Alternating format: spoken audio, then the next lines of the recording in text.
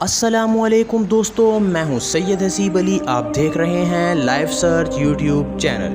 میرے پیارے دوستو، آج میں آپ کے لیے ایک ایسا قصہ لے کر آیا ہوں جو کہ پیارے حبیب حضرت محمد صلی اللہ علیہ وآلہ وسلم کے دور میں ایک بیٹے کا عجیب مقدمہ ہے۔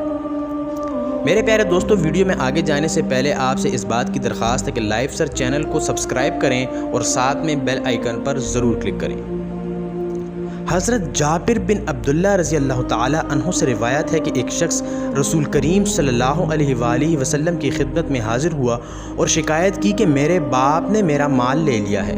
آپ صلی اللہ علیہ وآلہ وسلم نے فرمایا، اپنے بیٹے کو بلاؤ۔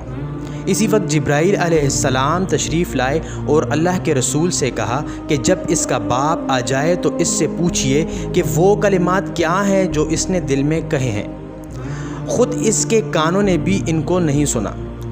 جب یہ شخص اپنے والد کو لے کر پہنچا تو آپ صلی اللہ علیہ وآلہ وسلم نے اس کے والد سے کہا کہ کیا بات ہے، آپ کا بیٹا آپ کی شکایت کرتا ہے، کیا آپ چاہتے ہیں کہ اس کا مال چھین لیں؟ والد نے عرض کیا، آپ اسی سے یہ سوال فرمائیں کہ میں اس کی پھوپھی، خالہ یا اپنے نفس کے سوا کہاں خرچ کرتا ہوں؟ اللہ کے رسول صلی اللہ علیہ وسلم نے فرمایا، یعنی اس کا مطلب یہ ہے کہ بس حقیقت معلوم ہو گئی، اب اور کچھ کہنے اور سننے کو باقی نہیں۔ اس کے بعد اس کے والد سے دریافت کیا کہ وہ کلمات کیا ہیں جس کو ابھی تک خود تمہارے کانوں نے بھی نہیں سنا۔ اس شخص نے عرض کیا کہ یا رسول اللہ، ہر معاملہ میں اللہ تعالیٰ آپ پر ہمارا ایمان اور یقین بڑھا دیتے ہیں۔ جو بات کسی نے نہیں سنی اس کی آپ کو اطلاع ہو گئی، جو ایک مجزہ ہے۔ اس نے عرض کیا کہ یہ ایک حقیقت ہے کہ میں نے چند اشعار دل میں کہے تھے جس کو میرے کانوں نے بھی نہیں سنا تھا۔ اللہ تعالیٰ کے رسول صلی اللہ علیہ وآلہ وسلم نے فرمایا کہ وہ ہمیں سناؤ۔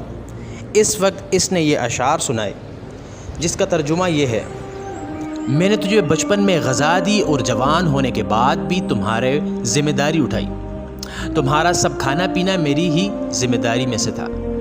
ترجمہ نمبر 2، جب کسی رات میں تمہاری کوئی بیماری پیش آ گئی تو میں نے تمام رات تمہاری بیماری کے سبب بیداری اور بے قراری میں گزاری۔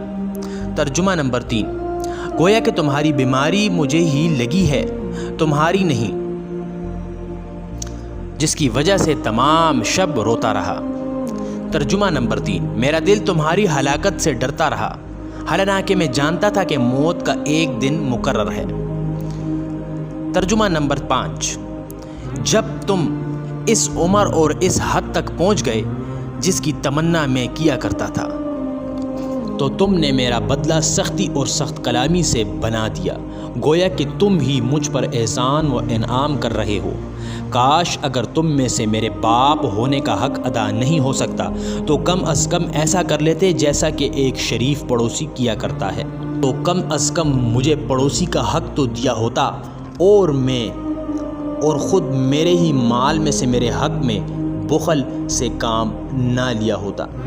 اللہ تعالیٰ کے رسول صلی اللہ علیہ وآلہ وسلم نے یہ اشعار سننے کے بعد بیٹے کا گریبان پکڑ لیا اور فرمایا، انت ومالک لابیک، یعنی جا تو بھی اور تیرا مال بھی سب تیرے باپ کا ہے۔